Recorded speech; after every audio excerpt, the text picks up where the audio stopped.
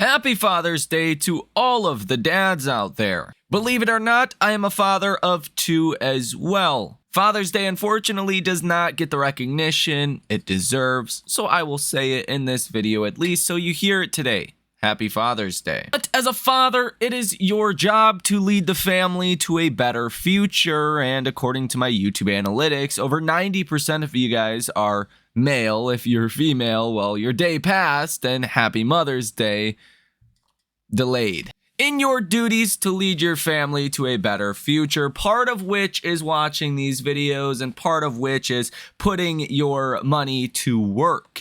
And if you're putting your money to work in Tesla, you need to watch this video. We will go over all of your breaking news today. There's not much of it, and we'll go over what to expect for the markets this week and what I'm expecting for Tesla stock. So before we dive into all of this information, hit that like button as well as subscribe to the channel because it's free 99 and costs you absolutely nothing at all to do so.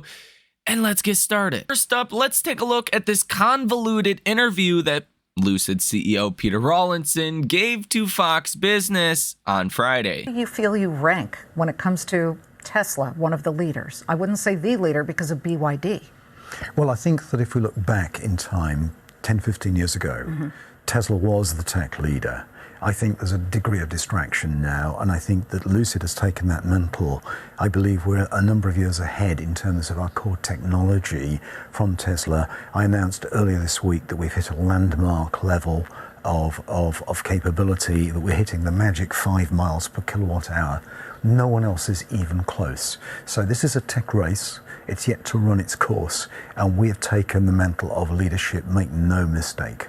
Oh, those are fighting words. It's great to have you, Peter. Thank you. Great to be with you. Oh boy, we'll just leave that one there because I don't want to be mean today on Father's Day. But that is blatantly untrue. In addition to Elon Musk saying last night that the Tesla Roadster can indeed fly, Elon Musk says today that Optimus bots would be offered both as rentals as well as to buy, but the former first. So kind of like you go to Home Depot and rent one of those big sanders or a power washer or different equipment, you'll be able to rent a Tesla robot. Although that's probably many years away, I would imagine that will be a good thing for Tesla stock when that happens. The Dubai Police General Command has added a Tesla Cybertruck to its fleet, marking the first instance of a police department using the Cybertruck. Chuck Cook on X made this video for subscribers on X about the first impressions of V12 4.1.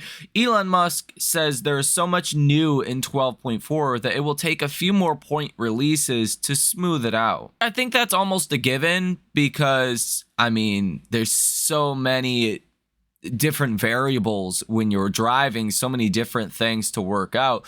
Each point, each new reiteration of FSD is going to get better and better and better. And really, as Elon said, I don't think it's a question of will we ever get full self-driving cars. I think the question really is, when will we get full self-driving cars? Does it take 10 years or does it take 2 years to be fully autonomous, the robotaxi, all of it? Let me know how long you are projecting it will take to get fully autonomous vehicles, like the robotaxis and everything, just everywhere widespread. Do you think it's 12 months away, 24 months away? Do you think it's 5 years away? Let me know your thoughts down below in the comment section. Sentiment for Tesla stock today is actually improving over on StockTwits. Now you are neutral at 53. Yesterday you were neutral at 45, and coming off of Friday and Thursday, you were actually pretty bearish on the sentiment readings. I think you hit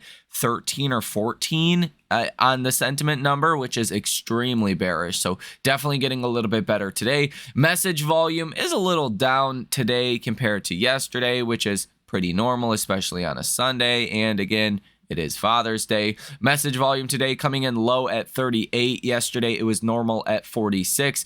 And the participation ratio today is high at 56, which is a little bit higher than where we have been over the last couple of weeks. Google Trends data is really starting to trend upwards again for all Tesla products, but take a look at the Cybertruck specifically, going from 76 to 90. That is a huge jump. I mean, you're almost at 100 on Google Trends for the Cybertruck. This is all based on people seeing the Cybertruck, searching about the Cybertruck. And as more Cybertrucks get out there on the roads, I'm sure this will start to lead to an actual halo effect for the rest of the Tesla lineup. Now, if you take a look at the Model Y going from 30 to 31, very strong levels of search trend activity there. Model 3 going from 25 to 27 looks good there. And the Model S and the Model X are staying roughly about the same. The Model S at 12, and the Model X is actually going from 9 to 10. So overall, if Google Trends data is any kind of judge or judgment, kind of giving you a glimpse into what Tesla demand looks like, judging off of Google Trends data, it looks very good. And I think there's a good chance we're going to be pleasantly surprised coming on July 2nd when we get Tesla's delivery number. Option activity on Friday in Tesla stock was quite positive from big money. You had 21 orders totaling about $8 million with a positive order value of 90%. If you take a look at the last week, you had 121 orders totaling $148.8 million with a positive order value of 58%. Taking a look at this upcoming week and this Friday's expiration, you have open interest on the call side of 56.5%, open interest on the put side of 43.5%, with a lot of the option activity really concentrated around the 185, 190, 195, and $200 calls. There is a decent amount of option activity as well at the 210 call that has about 23,000 contracts currently held for open interest. Another big strike here is the 160 put with open interest of 50,000 and volume on Friday of 11,000. But the strike that actually has the most open interest is the $200 call expiring this Friday with open interest of about 82,000 contracts currently held in people's brokerage accounts. So could we be set up for an upside move this week? It's certainly possible. As Elon's comp package has now been reinstated, that is good news. In fact, you've seen a sell-off on Friday in Tesla, and it was really a sell-off in all risk assets, not just Tesla specifically. And then obviously you had that buy the rumors, sell the news kind of situation where even after good news, stocks can fall because people sell the news and traders get out. I would also mention that Tesla's short interest is still very, very high at 3.65% short interest of your float, $18.45 billion currently sold short in the stock, with about 101.09 million shares that are currently sold short. Global inventory numbers seem to be moving down today. The Model Y at about 5,400, the Model X at about 4,500, the Model S and the Model S are sitting here at about 4,000. And Tesla continues to run about 4,000 different ads with Google. And here is one metric that you can look at to see just how strong markets were on any given day. It is from bar chart. It is the percent of stocks trading above their 50-day moving average. And obviously the higher, the better, the more broad-based a rally is. Well, you're at a very low level right now. Only 36.5% of stocks are trading above their 50-day moving average. On Friday, almost 6% of stocks fell under their 50-day moving average. That's a pretty rough day when you were already sitting at sub 50% of stocks above their 50-day moving average.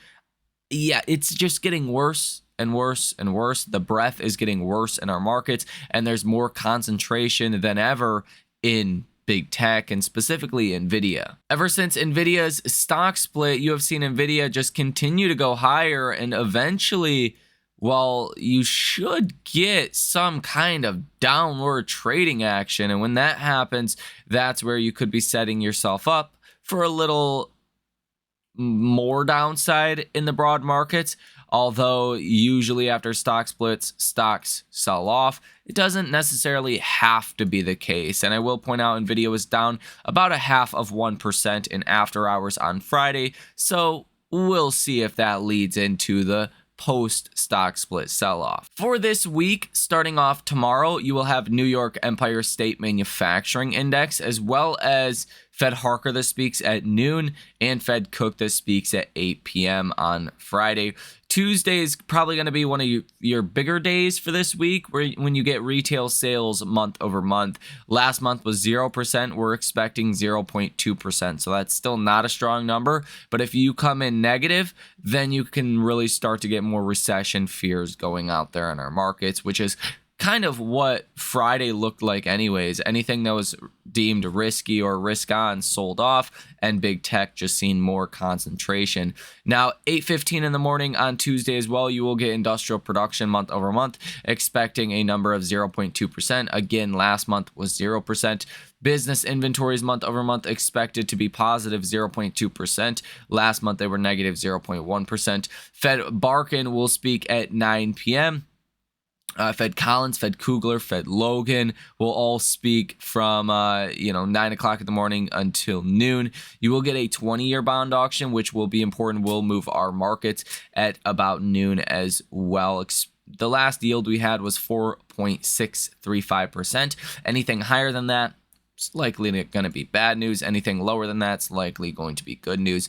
Fed Muslim speaks at 12:20 p.m. and Fed Goolsbee speaks at 1 p.m. on Tuesday. So a bunch of Fed speakers, which, I mean, let's see what they have to say about the last presser from Jerome Powell. Maybe Jerome Powell was just having a bad day and sounded more hawkish than what the Fed actually is. I have a feeling that's probably not the case, and they just want to see something break out there in the economy before cutting rates. And that's ultimately a very bad setup for stocks, and would actually lead to a sell-off after the first Fed rate cut. But again, we'll wait and see. Maybe Fed speakers can alleviate some of those hawkish fears that we had from last week. The inflation rate comes out from the UK Wednesday at about 1 o'clock in the morning. And for your day Wednesday, you really don't have much. You have the NAHB Housing Market Index expecting 48. Last month was 45, so a little bit of an improvement there is expected, but nothing too crazy at all. Thursday, Bank of England interest rate decision. You're expecting they are not going to do anything, just stay paused. If they cut, obviously that would be not forecasted, unforeseen, and that might catch even our markets by a little bit of surprise. Building permits will come out Thursday, 8:30 in the morning. Initial jobless claims, Philadelphia Fed Manufacturing Index, Philly Fed Business Conditions, Philly Fed CapEx Index, Philly Fed Employment, Philly Fed New Orders, and Philly Fed Prices Paid. Prices paid, specifically that component, will be very important. And overall, any data that we get right now that suggests the economy is strong, the economy is weak, will be taken as big, right? And that Philly Fed data can be very important because it really incorporates that entire area, which is like New York, which is other areas as well that have implications in those specific data releases. Now, Friday, we will get S&P Global Composite PMI Flash, S&P Global Manufacturing PMI, and S&P Global Services PMI. This data will actually be very important. It comes out at 9:45 in the morning on Friday. Existing home sales for the month of May and existing home sales month over month will also be coming out at about 9 o'clock in the morning on Friday. Actually, about 10 o'clock in the morning on Friday, we will get that data. We actually do get some earnings this week as well. A big theme of this week will be the home builders with Lennar and KB Homes. Lennar reports Monday and after hours. KB Home is Tuesday and after hours. And then you have Steelcase Wednesday on Thursday. You have Aora, you have Accenture, Kroger, Darden Restaurants, and a couple other names as well. Thursday and after hours, Smith & Wesson, and that's it. And then Friday, you have CarMax and FactSet. So this week is not really the biggest week as far as major economic data, but still could be an important week. especially if retail sales come in really good or really bad. That will drive some recession fears potentially, or maybe quell the markets to say, things are going okay. In the next video, we will go over my exact expectations for Tesla stock this week and how I'm positioning my Tesla position, as well as some things Kathy Wood has said, all kinds of different things in the next video as well. So stay tuned to the channel for that one. Hit the like button and subscribe to the channel. If you guys want to come trade with us live in real time, come join the trading community. Check out that link down below in the description of this video. You guys have a fantastic rest of your day, and I will see you in the next one.